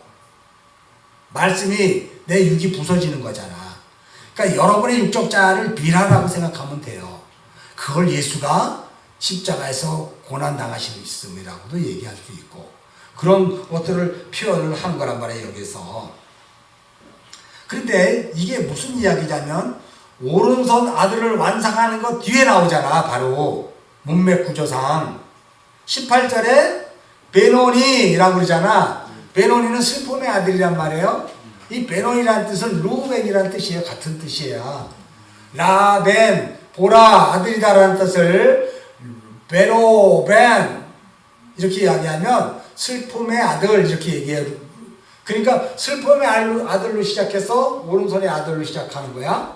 그러니까 오른손의 아들이 되기 위해서는 여기에 보면 베냐민이 완성이 되자 이제 라헬이 죽잖아요. 그리고 쭉 내려가서 22절에서 이 이야기가 되고, 바로 그 뒤에 무슨 얘기가 있어? 야곱의 아들은 12이다 그러잖아. 그러니까 내 아들의 시작이요 내 능력이다 이렇게 얘기한 야곱이 지금 루벤에게 얘기한 것이 바로 요 얘기야. 그렇게 해서 야곱의 12아들이 시작되는 거구나 를 얘기하면, 첫사람이 아버지의 침상에 올라가 아버지의 아내와 통관을 해야 돼. 문자적으로 보면 이해할 수 없지만 복음으로 보면 무슨 뜻인지 여러분 이해하시죠? 침상은 뭐야? 침상은 자기 부인의 자리잖아. 자기 부인의 자리. 그러잖아요? 그럼 자기 부인의 자리에서 누구랑 통관한 거야?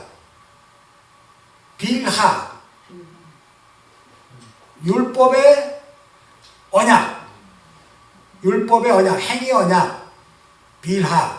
그래서 성경에 갈라디아서 잠깐 갔다 와봐. 갈라디아서 4장. 사도 바울이 이거를 이렇게 이야기해요. 언약에 대해서. 자, 4장 21절. 내게 말하라. 율법 아래에 있고자 하는 자들아, 율법을 듣지 못하였느냐? 율법 아래에 있고자 하는 자들아, 율법을 듣지 못하였느냐? 기록된 바 아브라함에게 두 아들이 있으니 하나는 여종, 하나는 자유하는 자에게 났다는 거예요. 자, 여종에게서는 육체를 따라 난 거야. 이게 율법의 존재야. 그죠? 자유 있는 여자에게서는 약속, 은혜로 낳게 되는 거예요. 말씀이 육신 가운데 오신 분은 율법으로 오신 거예요. 예수님이. 근데 그분을, 은혜를 내가 하나가 내가 딱 보니까 그분은 은혜와 진리더라. 속뜻으로 보니까 은혜와 진리인 그리스도더라. 이렇게 얘기하는 거와 똑같은 거예요. 24절. 이것은 뭐다? 비유인데 이것은 두 언약이다. 그렇게 이야기해요. 그러니까 여러분, 레아와 라헬도 두 언약이야. 레아는 먼저 본 존재죠. 먼저 본 존재니까 누구야? 행위 언약, 율법적 존재고, 라헬은 뒤에 거니까 은혜 언약이죠. 진리, 자유자. 항상 이렇게 설명을 한단 말이야. 그러면 비라는 누구의 여종이야? 비라. 이거 다시 찾아봐. 아, 비라. 이걸 여러분 딱 읽으면 벌써 알았어야 되는 건데. 35장? 자, 35장이 아니라 29장. 30장, 29장 가서 30장 가면 비라를 누가 아내로 줬어? 라헬이 줬죠? 딱 알아야지. 굳이 안 찾아봐도. 자, 라헬이 뒤에 거잖아. 은혜와 진리잖아. 그러면 라헬의 여종이니까 누구야? 비라잖아. 비라는 종이잖아. 그럼 아까 이건 비운이 이거는 뭐다? 행위 언약이라 그랬잖아. 율법이라 그랬잖아. 그러니까 비라는 율법이지. 행위 언약이지. 그러니까 루벤 죽어야 될 장자는 반드시 비라 선악 체계로 있는 그 선악나무를 따먹어야 돼. 그래야 죽어. 이해가 갈래나? 루벤은 죽어야 될 장자 예수 그리스도를 예표하잖아. 십자가에서 죽어야 돼. 말씀이 육신되어서 율법 아래로 오신 분. 근데 그분은 반드시 비라 행위 언약 율법을 따먹어야 돼. 창세기 3장에 선악을 알게 한 나무 열매를 따먹어야 돼. 먹으면 어떻게 돼? 반드시 죽어야 돼. 죽으면 그것이 바로 그리스도로 부활하잖아. 그래서 우리가 죽어야 거듭나는 거란 말이야. 그래서 빌하와 루벤의 관계를 이해해요. 루벤은 누구다? 죽어야 될 장자로 오신 예수 그리스도. 빌하는 율법 행위 언약 종.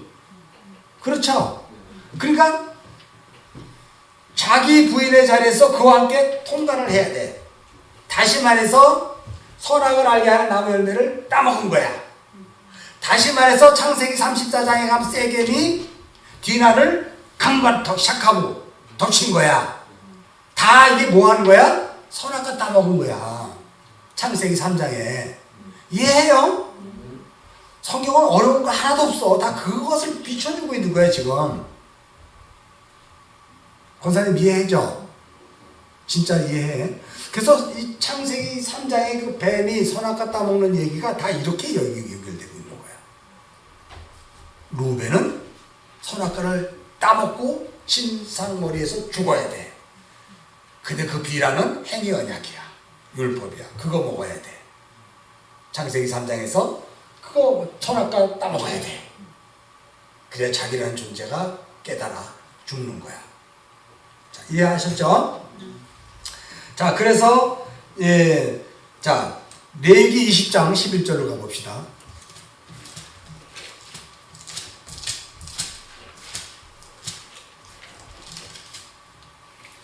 레위기 20장은 전부 다 반드시 죽어야 되는 죄야. 모트 타모트야. 레위기 20장은 선악을 알게 한 나무 열매를 따먹지 마라. 먹는 날엔 반드시 죽으리라. 창세기 2장 16, 17절 얘기야. 그래서 20장 맨 위에 뭘로 써있어? 반드시 죽어야 하는 죄. 모트, 타모트. 이렇게 돼 있단 말이야. 근데 거기에 다 뭐예요? 누구든지 남의 아내를 간음한 자, 곧 이웃의 아내를 간음한 자는 그 간부와 함께 죽이라. 뭐 이렇게 나오잖아. 자, 그러면 여기 보면 11절 한번 볼까? 누구든지 그의 아버지의 아내와 동침하는 자는 그 아버지의 하체를 범하였은즉 반드시 둘 다 뭐해? 그러니까 루벤과 비라는 반드시 뭐 해야 돼? 죽어야 돼. 그게 바로 예수가 나라는 율법적 속성이 있는 나를 동침해가지고 십자가에서 하나님께 저주받아 죽임당하는 거야. 그래서 이 창세기 3장 14절부터 쭉 나가면 아담이 그렇게 하나님으로부터 저주를 받아. 뱀도 그렇고. 이해하죠? 창세기 3장 그 뒤에 안 봐도 되죠? 나 다음에 볼 거니까. 자, 그러면 이게 바로 뭔지를 다 이해하죠? 누구든지 그 아버지의 아내와 동침하는 자는, 그러니까 아버지의 아내는 은혜 언약이야, 행위 언약이야? 행위 언약이지, 행위 언약. 그렇죠. 행위 언약과 동침하면 반드시 그 아버지의 뭘 범했어? 하체를 범했다 그러잖아, 여기에 보면. 그러니까 하체를 범했다는 것은 선악과를 따먹었다는 뜻이에요, 이게. 그러니 반드시 죽일지라. 죽이면 죽어야 그 피가 어떻게 돼? 여기 또 있잖아. 뭐라고 돼 있어? 자기들에게로 돌아가라. 그 피가 돌아가는 거야. 죽어야. 그래서 창세기 9장 7절로 가면 9장 7절 아니고 먼저 4절. 그러나 고기를 그 생명되는 피째 먹지 말 것이다. 내가 반드시 너희 피 곧 생명의 피를 찾으리니 짐승이면 짐승에서 사람이나 사람의 형제는 그에게서 그 생명을 찾으리라. 사람의 피를 흘리면 그 사람의 피도 흘릴 것이니 이는 하나님이 자기 형상대로 사람을 지으셨다 그랬잖아. 그러니까 그 피가 자기에게로 돌아가야 그가 비로소 하나님의 형상이야. 그 피는 누군데? 예수 그리스도. 그 예수 그리스도. 여기서 보면 장자, 죽어야 될 장자의 피야. 이해해요? 아버지의 아내를 하체를 범해서 죽어야 될 장자, 그 피, 그렇게 돌아가는 거예요, 여기서. 자, 그래서 이런 것들이 여러분이 잘 이해를 하셨으면 좋겠어요. 자, 디모데전서 1장 13절로 가봅시다. 1시간만 한다고 해도 또 지나갔네. 이거 큰일 났는데. 괜찮아요? 권사님 그냥 그냥 나가. 사모님은 빨리 끝나라 그러는데. 디모데전서 1장 13절. 너는 그리스도 예수 안에 있는 믿음과 사랑으로서 내게 들은 바 바른 말을 본받아 지키고 우리 안에 거하는 성령으로 말미암아 내가 디모데 후서를 읽었구나 내가. 나도 정신이 없다. 디모데전서 1장 14절. 나도 읽어보니까 이상해. 자, 1장 13절 시작. 내가 전에는 비방자여 박해자여 폭행자였으나 돌의 긍휼을 입은 것은 내가 믿지 아니할 때 알지 못하고 행하였으므로 우리 주 예수 그리스도의 은혜, 그리스도 예수 안에서 믿음과 사랑과 함께 넘치게 풍성하였도다 그래요. 그러니까 이게 바로 뭐예요? 내가 전에 육체로 있을 때는 비방자고 박해자고 폭행자였잖아. 그것이 바로 모호한 상태다. 하나님께 긍휼을 입은 상태다. 그죠?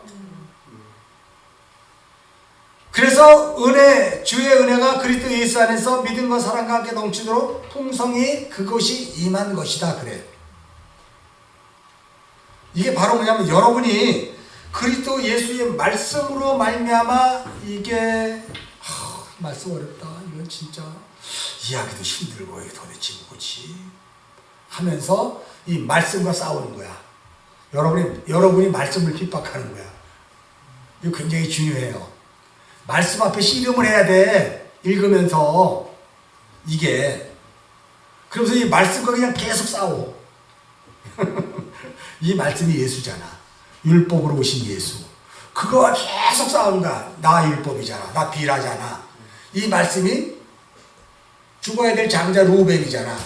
난 비라잖아. 나라는 침상머리에서 계속 싸우는 거예요. 이게 자기를 부인하고 자기 십자가를 지고 나를 따르라 그렇게 얘기하는 거야. 이게 마태복음에서. 그래서 그 상태가 내가 공유를 입은 거예요. 근데 이런 생각이 말씀과 싸운 적이 한 번도 없으면 이건 어떻게 되는 거야? 무조건 아멘 했잖아. 하나님 말씀이라고 다 아멘 했잖아. 뭐 목사님 얘기했으니까 맞겠지 뭐. 하면 안 돼. 싸우는 거야 여기서. 이거 갖고. 아 목사님이 이렇게 얘기했는데 이게 뭐지? 왜 목사님이 이렇게 얘기했을까? 하고 싸워야 돼. 아 이거였구나.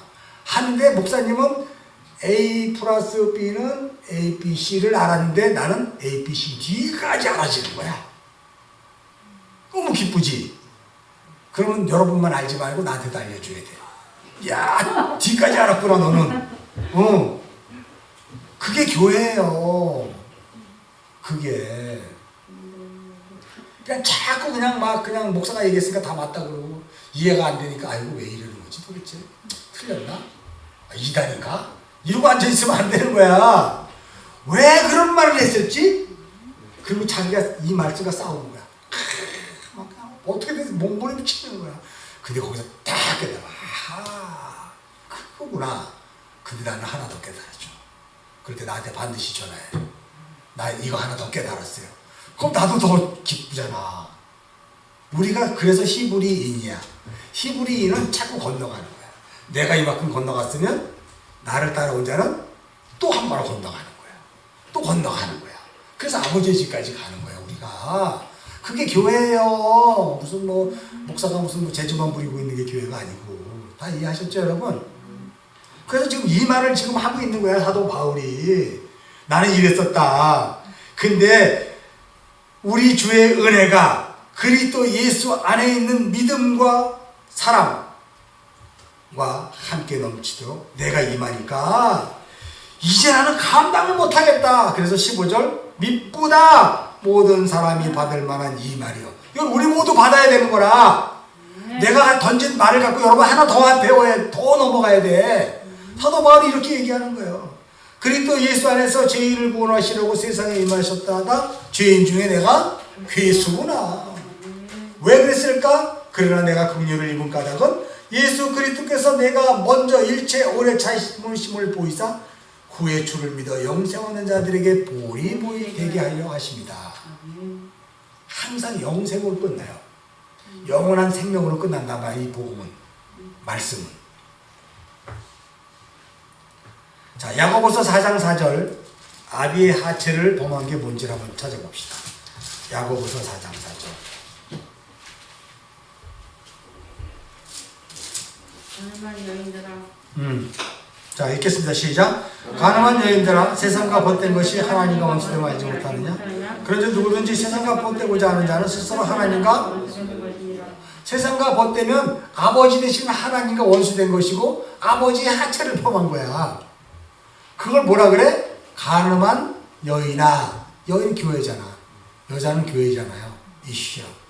시 받을 그릇들이 가늠을 했어. 세상과 벗되면 그게 가능한 거고 아비하체를 범한 거예요. 그러면 세상은 비라잖아. 율법이잖아. 행위연합이잖아. 그래서 세상과 벗해요. 거기서 맞아 죽는 자들만 복음을 깨닫는 거야. 그렇지 않은 자는 계속 세상과 벗한 걸로 가. 그리고 복음과 관계없어. 그러면서 장로되고 목사돼. 그럼 난리 나는 거지. 이게. 자, 그래요. 자, 그래서 이제 기력의 시작이다까지 했나? 자, 그래서 이제 창세기 49장을 다시 가서 얼른 끝내야 되겠다.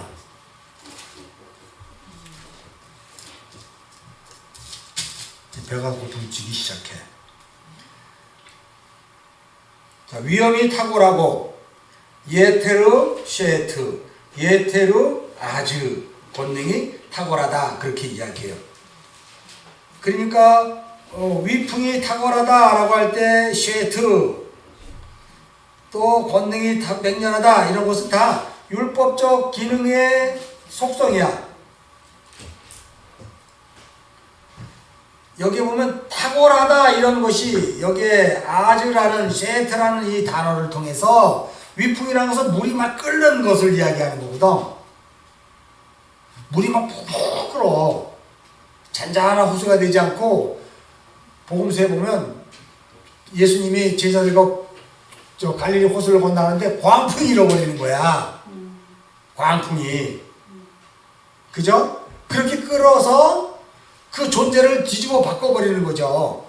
이런 것들이. 자, 그 다음에 4절. 파즈 킨마임.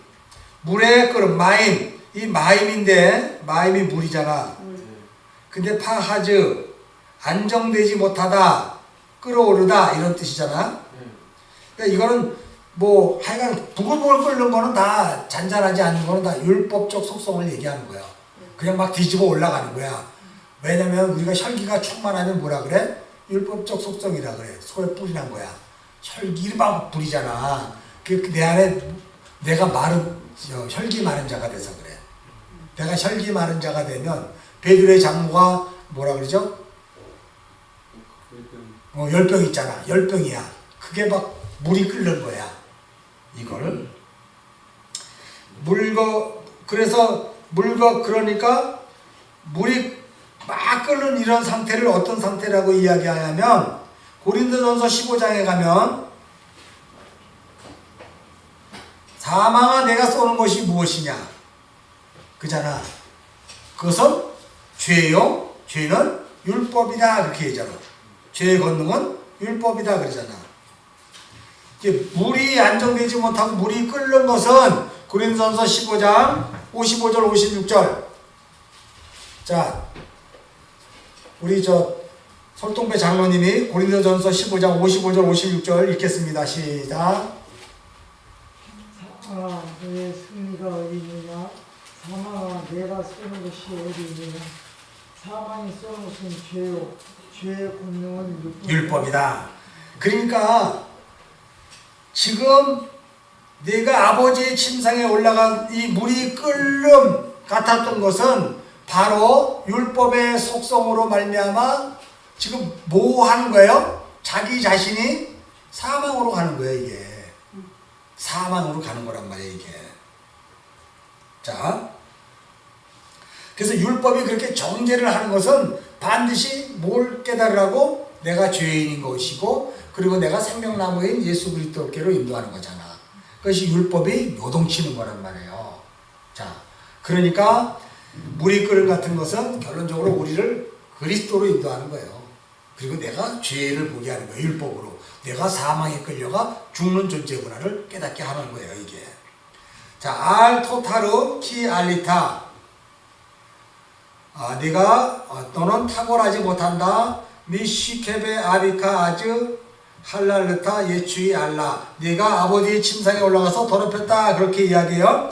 여기 할랄르타라는 단어가 독특하게 더럽히다, 모독하다 했는데 또 다른 말로는 창으로 꿰뚫다 이런 게 있어. 창으로 꿰뚫다. 창으로 꿰뚫린 사람이 누구야? 예수님이잖아. 율법 아래로 오신 예수님이 창으로 꿰뚫려야 돼. 죽어야 돼. 그럼 뭐가 나와? 거기서? 물과 피와 진리가 나와잖아. 그러니까 말씀이 육신 가운데 우리 안에 거하신 그분은 창으로 찔려버리면 은혜와 진리가 흘러나오는 거야. 그래서 가룟 유다가 예수를 팔고 낭떠러지 목을 매달아 죽으니까 창자가 터져서 은혜와 진리가 흘러나오는 거야. 동일하게 그 죽음이. 그게 무트타무트의 죽음이야. 예수가 그 죽음을 죽었잖아, 십자가에서. 그래서 다 이해하죠? 그래서 이게 바로 뭐냐면 네가 아버지의 침상에 올라갔다는 것은 반드시 그 십자가의 죽음을 설명해주고 있는 거야. 첫사람 아담 그리고 예수 그리스도께서 반드시 비라와 동침함으로 아버지의 하체를 범함으로 결론적으로 십자가에 올라가 죽어 물과 피를 쏟아내는 것이 루벤의 이야기라는 거예요, 이게. 자, 그러면 여러분 고린도전서 4장 19절로 한번 가봅시다. 요거만 하고 이제 마칩시다.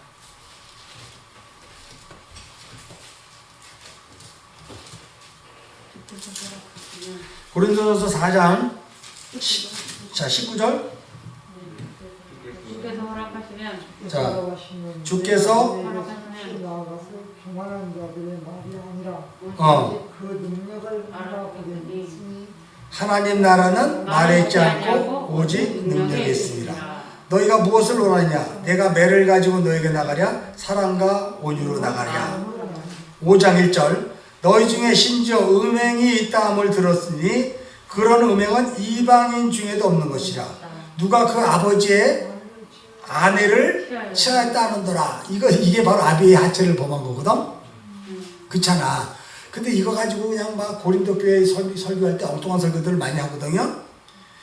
이게 그거 에로아라는 뜻이야. 아버지 하체를 범한 거란 말이야. 자, 여기에 보면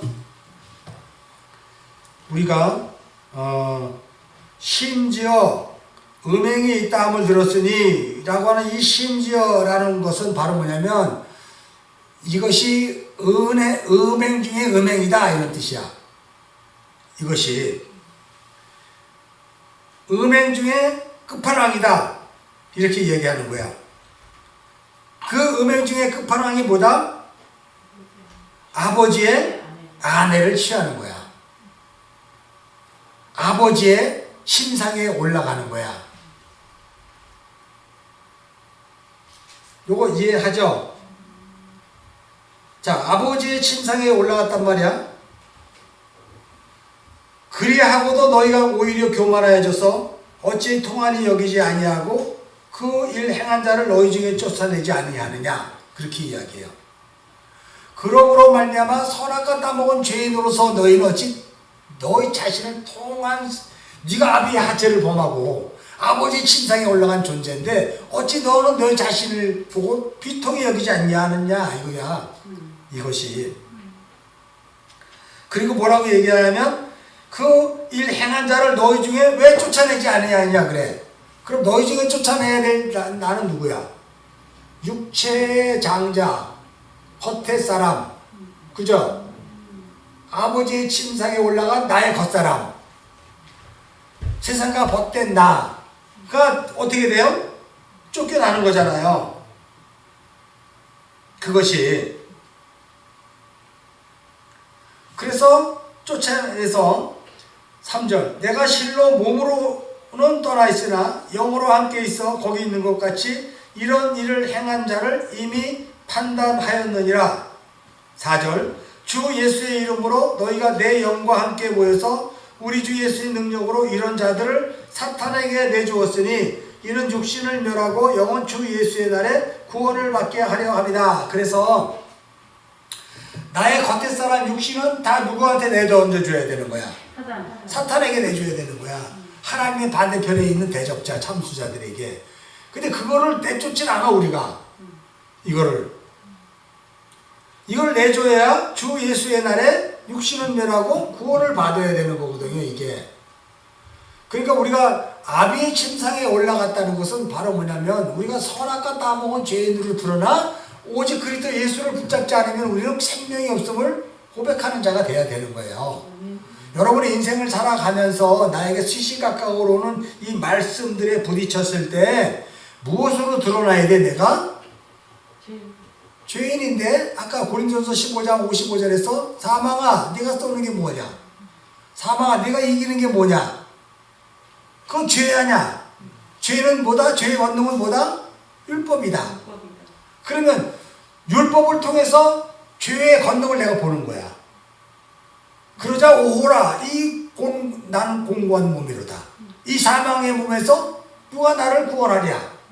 그러자 성령의 생명의 법이 나를 해방시키는 거야. 아멘. 그러니까 루벤이 침상에 올라가 죽는 것은 결국은 우리가 그렇게 죽어야 하나님의 아들이 되는 거예요. 다시 말해서 선악과를 따먹어야 돼. 다시 말해서 율법에 부딪히라니까. 이 말씀에 부딪히라니까. 몸서리치게 부딪히라니까. 근데 한국교회는 한 번도 말씀 부딪히는 사람이 없어. 목사님 이거 무슨 소리예요? 에이 기도하세요. 그게 몰라도 돼요. 아니 무슨 성도들을 갖다 무슨 신학생 만들어요? 이러고 있어. 뭘 또 헬라어를 해. 그랬다고 돼. 기도 많이 시켜요. 그래갖고 뭐 교회가 돼요. 다 이렇게 얘기해. 누가 맞는 거야? 여러분은 기도 많이 해서 교회 크게 하고 할렐루야 이러게 좋아요? 이렇게 막 지지고 그냥 계속 잠도 못 자게 괴롭히면서 말씀에 부딪히게 하는 게 좋아요? 잠도 못 자게 말씀에 부딪히는 그럼 그게 좋은 거지. 그 행위로 가지 말자니까. 그래야 살아요. 그럼 행위로 가지 말자니까. 이해하셨습니까? 아멘. 자, 기도하겠습니다. 하나님, 오늘도 루벤이 아들